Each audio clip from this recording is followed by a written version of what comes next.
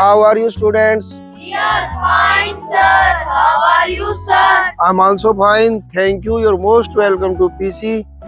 Shall we start? Sure, sir. बच्चों आज हमारा टॉपिक रहेगा कॉन्स्टिट्यूशन ऑफ इंडिया, भारत का संविधान। भारत का संविधान। बच्चों जैसे कि आप जानते हो, नॉलेज इज पावर। ज्ञान क्या होता है? शक्तिशाली होता है। बच्चों ज्ञान होगा तभी आप चीजों को बोल पाएंगे, एलोबोरेट कर पाएंगे चीजों को। तो मुझे ध्यान आया कि इस महीने में कॉन्स्टिट्यूशन दिवस होता है, संविधान दिवस, तो क्यों ना बच्चों को कॉन्स्टिट्यूशन के बारे में थोड़ा सा बताया जाए, समझाया जाए। बच्चों अवेयरनेस देखो, चाहे कोई व्यक्ति पढ़ा लिखा हो चाहे ना हो, लेकिन सबसे उम्मीद की जाती है कि उसे कानून का ज्ञान है। कानून का ज्ञान है। मान लो कोई व्यक्ति ये एक्सक्यूज करे एक अपराध करने के बाद कि जाकर जज के सामने कहे, सर मुझे तो पता ही नहीं था कि ये अपराध होता है। मान लो कोई रेलवे ट्रैक है और वहां से कोई बोल्ट चोरी कर ले या कोई पटरी को उखाड़ ले जाए और बाद में कहे, सर मुझे तो पता ही नहीं था, मैं तो अनपढ़ व्यक्ति हूँ, मुझे कानून का ज्ञान ही नहीं है कि ये लोहे की यहाँ से रेल उखाड़ना कोई अपराध है।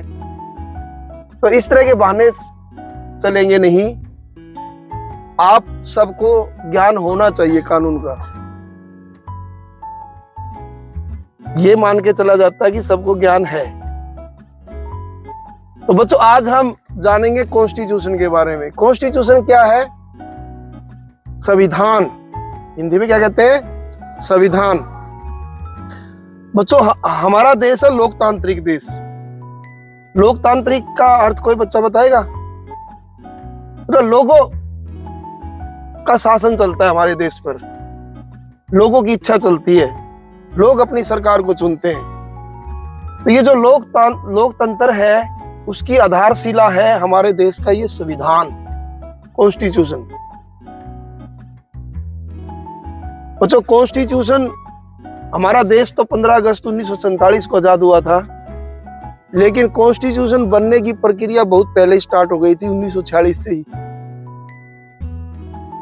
क्योंकि हमारे जो स्वतंत्रता सेनानी थे वो समय समय पर अंग्रेजों से मांग करते थे संविधान के लिए कि एक संविधान बनाया जाए जो हमारे देश के नागरिकों को एक अधिकार देश के।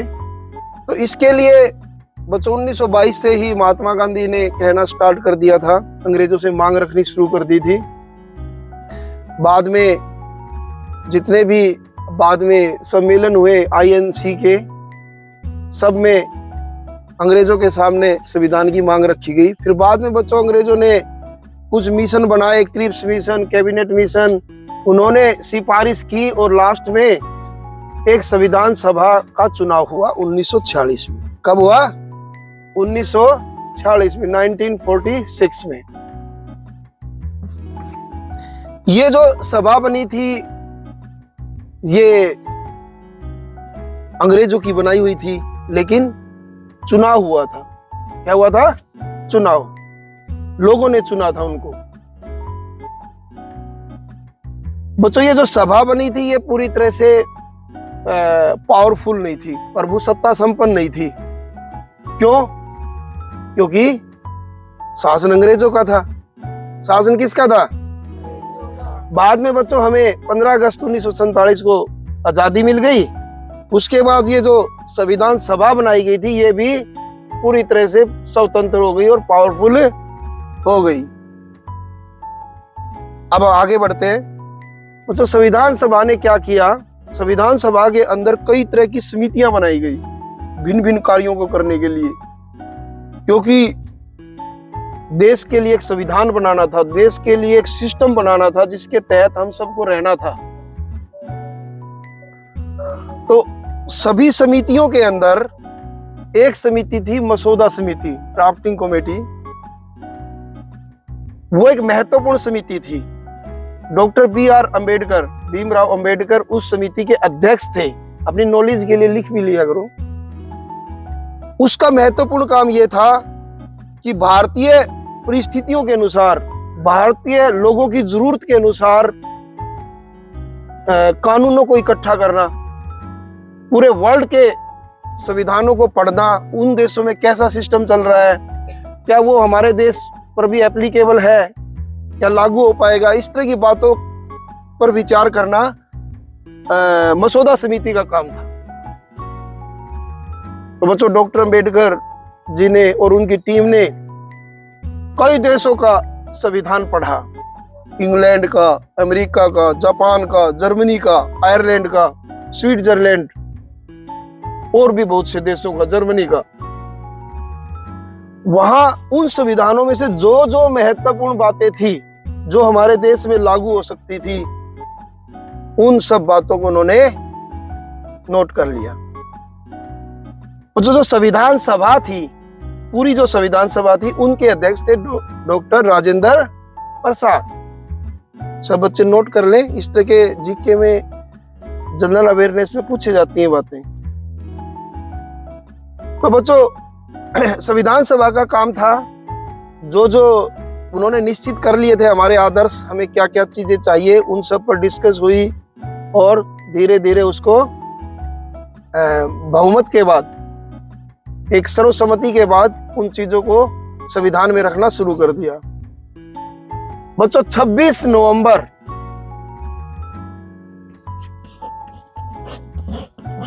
1949 को भारत का संविधान पूरी तरह से बनकर तैयार हो गया। लेकिन लागू कब हुआ? कौन बच्चा बताएगा? देश का संविधान लागू कब हुआ? वेरी गुड, 26 जनवरी 1950 को। 26 नवंबर से लेकर 26 जनवरी 1950 तक कितने महीनों का अंतर है? 2 महीनों का। फिर जो चीज बन गई थी, तैयार हो गई थी, पूरा देश इंतजार कर रहा था कि हमारे देश को नया संविधान मिले, फिर 2 महीने के बाद क्यों लागू किया गया? उसी दिन क्यों नहीं लागू कर दिया गया? इसका इंतजार तो हमें वर्षों से था।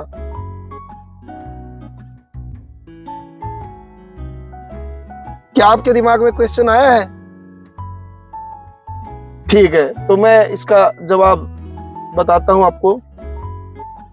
बच्चों, ये 2 महीने का जो इंतजार था, हमारे संविधान निर्माताओं ने इसलिए किया क्योंकि वो एक 2 महीने के बाद जो 26 जनवरी था, जो दिन था, वो एक ऐतिहासिक दिन था। बच्चों, हमारा देश आजाद हुआ 15 अगस्त को, लेकिन आपको पता है 15 अगस्त से पहले हमारे जो स्वतंत्रता सेनानी थे, वो एक स्वाधीनता या स्वतंत्रता दिवस मनाते थे,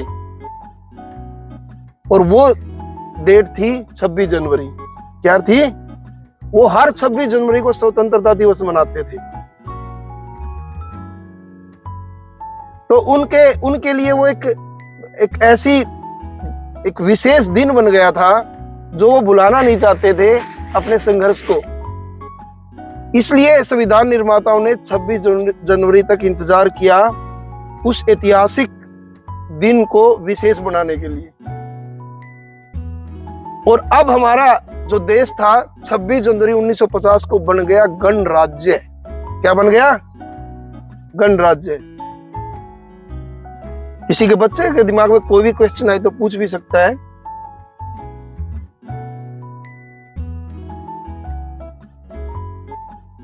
यस, भारत एक गणराज्य है। इसका अर्थ क्या होता है? अच्छा, सही क्वेश्चन किया इस बच्चे ने कि भारत एक गणराज्य है। 26 जनवरी 1950 को भारत एक गणराज्य बन गया। इसका अर्थ क्या है? बच्चों, गणराज्य का मतलब है कि ऐसी व्यवस्था, ऐसा राज्य जिसका मुखिया जनता के द्वारा चुना गया हो, जिसका मुखिया जनता के द्वारा चुना गया हो, उसको बोलते हैं गणराज्य। तो भारत बन गया था एक गणराज्य। भारत का जो मुखिया, भारत का मुखिया कौन है? कौन बच्चा बताएगा? भारत का मुखिया कौन है? यस, भारत का मुखिया कौन है? राष्ट्रपति इस समय श्रीमती द्रौपदी मुर्मू जी। हाँ, भारत का राष्ट्रपति भारत का मुखिया है, और इस समय हमारे देश की राष्ट्रपति है द्रौपदी मुर्मू। तो बच्चों, हमारा देश का जो राष्ट्रपति है वो जनता चुनती है, डायरेक्ट नहीं चुनती।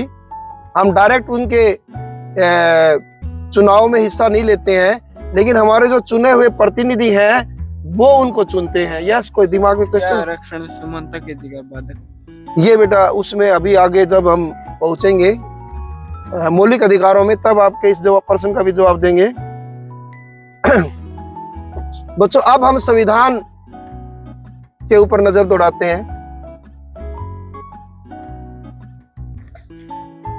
बच्चों, संविधान में जो सबसे एक अनमोल चीज हमें मिली, वो क्या मिली हमारे देश के नागरिकों को, जो अंग्रेजों के समय में नहीं थी? हमारा अपना शासन तो था, लेकिन अपना शासन कब अपना लगता है? यस, कौन बच्चा बताएगा? कोई बच्चा बताए, है कुछ दिमाग में? मौलिक अधिकारों के बाद। हाँ, मौलिक अधिकार जब हमें मिले ना, तब हमें लगा कि ये हमारा अपना संविधान है। तो बच्चों, अब मैं संक्षिप्त में बताऊंगा सारी बातें। बच्चों, क्या कौन कौन से मौलिक अधिकार मिले? समानता का अधिकार। समानता का अधिकार क्या था? पहले मैं बता दूं कि जो मौलिक अधिकार है ना बच्चों, ये राज्य को रोकते हैं। किस काम के लिए रोकते हैं? वो राज्य को निर्देश देते हैं, मौलिक अधिकार, कि व्यक्तियों के विकास में आपको बाधा नहीं बनना है। क्या बनना है? बाधा नहीं बनना है। कोई भेदभाव नहीं करना किसी भी आधार पर, धर्म के आधार पर, वंश के आधार पर, जाति के आधार पर, लिंग के आधार पर, किसी भी आधार पर आपको किसी भी नागरिक में भेदभाव नहीं करना है। तो पहला अधिकार हमें मिला समानता का अधिकार। कौन सा मिला? मतलब हम सब कानून के समक्ष समान हैं। कानून हमसे, जो मैंने अभी आधार बताए थे, इन आधारों पर कोई भेदभाव नहीं करेगा। ठीक है? और दूसरा, जैसे इस बच्चे ने अभी एक क्वेश्चन किया था, मैं उसका जवाब दे दूं। क्या था बेटा, पूछ। क्या सर, आरक्षण समानता के अधिकार बाधक नहीं है? हाँ, ये कह रहा है कि क्या आरक्षण समानता के अधिकार में बाधक नहीं है? बच्चों, बाधक नहीं है। बाधक इसलिए नहीं है कि संविधान, हमारे जो संविधान निर्माता थे वो बच्चों सभी को विकास कराना चाहते थे, सभी का व्यक्तिगत विकास हो। मूल अधिकारों का अर्थ भी यही है कि व्यक्ति के व्यक्तिगत विकास में ये जो अधिकार हैं वे हमारे सहायक बने। अब हमारे देश के अंदर कुछ जातियां ऐसी भी थी जो पिछड़ी हुई थी, आर्थिक रूप से भी और सामाजिक तौर पर भी। तो उनको बराबर लाने के लिए कुछ सुविधाएं देना गलत नहीं है। तो इसलिए संविधान का जो समानता का अधिकार है उसके कोई विरुद्ध नहीं है, उसमें सहायक ही है। बच्चों, दूसरा है स्वतंत्रता का अधिकार। स्वतंत्रता का मतलब यह है कि आपको सबसे बड़ी स्वतंत्रता अभिव्यक्ति की स्वतंत्रता, बोलने की स्वतंत्रता। कैसी स्वतंत्रता? बोलने की। अंग्रेजों के जमाने में तो हमें बोलने की भी स्वतंत्रता नहीं थी। आज आप देश के प्रधानमंत्री की कार्य प्रणाली की भी आलोचना कर सकते हो, देश के राष्ट्रपति की भी किसी बात की आलोचना कर सकते हो। आपको आलोचना करने का अधिकार है, बोलने का अधिकार है, सुझाव देने का अधिकार है। आप को घूमने फिरने की आजादी है, पूरे देश में घूम सकते हो, कहीं पर भी कोई भी व्यवसाय कर सकते हो, कहीं पर जाकर बस सकते हो।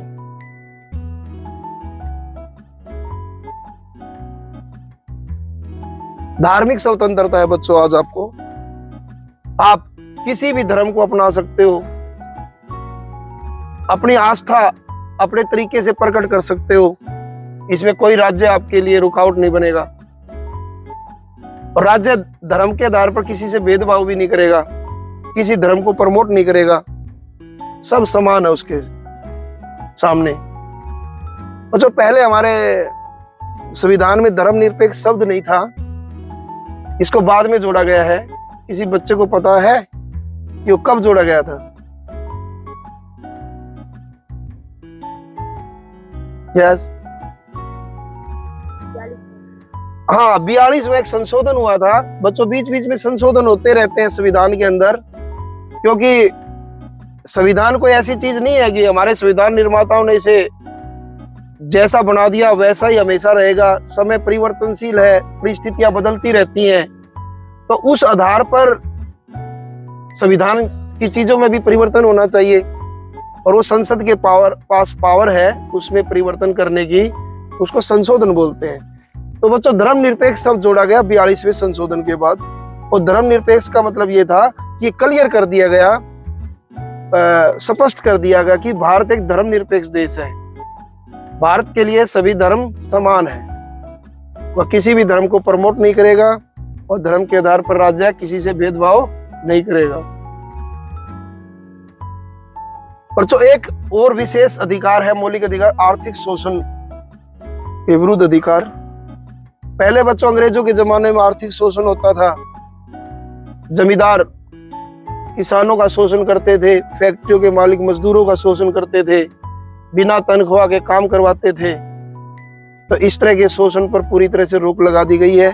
अब कोई भी व्यक्ति किसी व्यक्ति से बिना तनख्वाह के, बिना वेतन के काम नहीं ले सकता। 14 वर्ष तक की आयु के बच्चों से काम लेना एक अपराध बना दिया गया। अब बच्चों को शोषण से बचाने के लिए, बच्चों से बचाने के लिए बच्चों कुछ अधिकार अल्पसंख्यकों को भी दिए गए हैं। अल्पसंख्यक कौन होते हैं, कौन बच्चा बताएगा? अल्पसंख्यक बच्चों धर्म की दृष्टि से देखें तो सबसे ज्यादा मेजोरिटी है हिंदुओं की, इसकी है। बहुसंख्यक कौन है? हिंदू, और हिंदुओं के बाद में सारे अल्पसंख्यक ही हैं।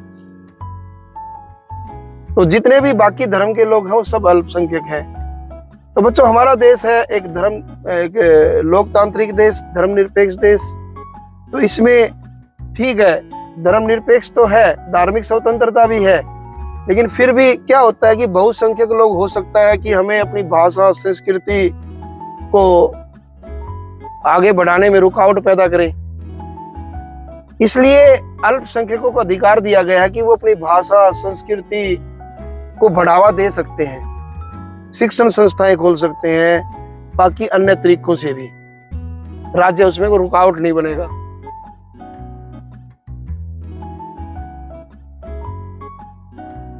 बच्चों कभी कभी ऐसा भी होता है कि राज्य खुद रुकावट बन जाता है हमारे इन अधिकारों के अंदर।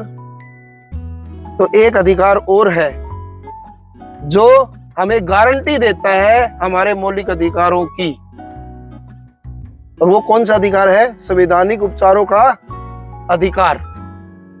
उसमें उस अधिकार के तहत हम सब, अगर हमारे अधिकारों का हनन होता है, जो अभी हमने बोले उन अधिकारों का, तो हम सीधे सुप्रीम कोर्ट भी जा सकते हैं, किसी भी न्यायालय में जा सकते हैं और उस पर तुरंत कार्रवाई होगी। ये संविधान हमें इस चीज की गारंटी देता है। तो हमारे जो मौलिक अधिकार है उनका रक्षक कौन है? कौन बच्चा बताएगा?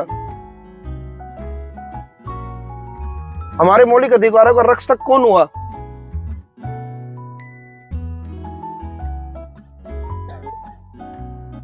एक तरह से बच्चों संविधान तो देता ही हमें मौलिक अधिकार, रक्षक हमारा न्यायपालिका है। न्यायपालिका हमें हमारी रक्षा करती है मौलिक अधिकारों की। बच्चों थोड़ा सा पॉलिटिकल सिस्टम और देखेंगे हमारे संविधान के बारे में। हमारे देश में बच्चों संसदीय शासन प्रणाली है। कैसी है? संसदीय शासन प्रणाली। संसद सर्वोच्च है। क्या है? सर्वोच्च। जैसे पहले विधानसभा ने नियम बनाए थे, इसी प्रकार से अब जो नियम बनाएगी कॉन्स्टिट्यूशन को बदलने की, कोई संशोधन करने की, तो वो कर सकती है सिर्फ संसद। कौन कर सकती है? संसद। और हमारे देश में बच्चों संसद के अंदर लोकसभा और राज्यसभा होती है। क्या होती है?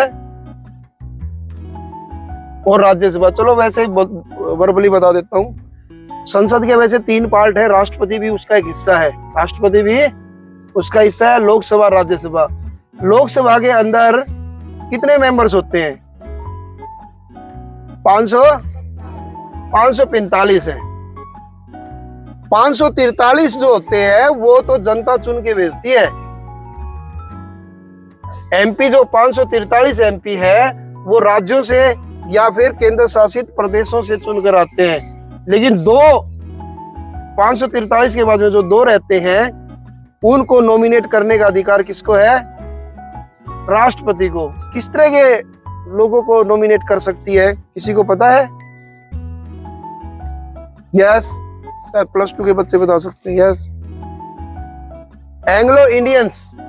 एंग्लो इंडियंस बच्चों, ये एंग्लो इंडियंस वे लोग हैं जो आजादी के समय जो अंग्रेज यहाँ रह गए थे, उनके बच्चे रह गए थे, उनके वंशजों को, उन लोगों को बोला जाता है एंग्लो इंडियंस, जो कि इंग्लैंड के थे और यहाँ रह गए थे। इसी तरह बच्चों राज्यसभा जो है उसके अंदर सीटें हैं 240, जिसमें से 233 तो राज्यों के से आते हैं चुनकर या केंद्र शासित प्रदेशों से। बाकी जो 12 हैं वो नॉमिनेटेड होते हैं। कौन करता है नॉमिनेटेड? राष्ट्रपति को अधिकार है, उसका विशेषाधिकार है। ये जो 12 लोग होते हैं विभिन्न क्षेत्रों में ख्याति प्राप्त लोग होते हैं, अलग अलग क्षेत्रों में, कोई विज्ञान में, साहित्य में, खेल में, उन लोगों को नॉमिनेट किया जाता है ताकि उन्हें भी अपने बातों को कहने का अधिकार मिले।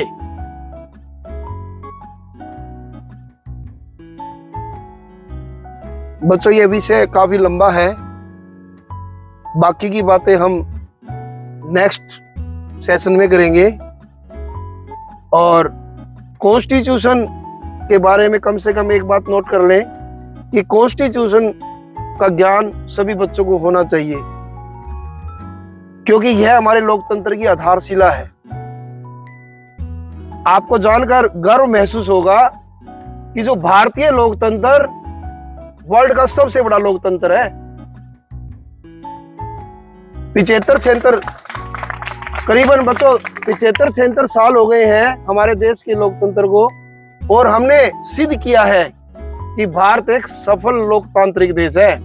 कई लोग आरोप लगाते हैं भारत का संविधान तो एक उधार का लिया गया थैला है, उधार का थैला है, या फिर अलग अलग संविधानों से कॉपी कर रखा है, कॉपी एंड पेस्ट है, कॉपी एंड पेस्ट है। बच्चों यह कहना सही नहीं है। हमने दूसरे देशों से सीखा है, उनके सफल सिस्टम को, वहां पर जो चीज कामयाब थी और हमारी परिस्थितियों और हमारी जरूरत के अनुसार वो अगर सही थी तो हमने उसको लिया है। हमारे जो संविधान निर्माता थे वो कभी नहीं उन्होंने कभी दावा नहीं किया कि हमारा संविधान मौलिक है, विलक्षण है, कोई अद्भुत संविधान है, मौलिक है, ऐसा कभी दावा नहीं किया था। वो तो ये कहते थे कि हमने आदर्श संविधान बनाना है, आदर्श, जिस पर हम सब भारतीय चल सके, जो हमारे लिए विकास का एक नया द्वार खोले, ऐसा संविधान बनाना है। और सचमुच बच्चों 75-76 सालों ने साबित कर दिया कि भारत एक सफल लोकतांत्रिक देश है। आज वर्ल्ड के टॉप कंट्रीज में से एक है। बच्चों बाकी की बातें नेक्स्ट सेशन में करेंगे। Thank you, have a nice day.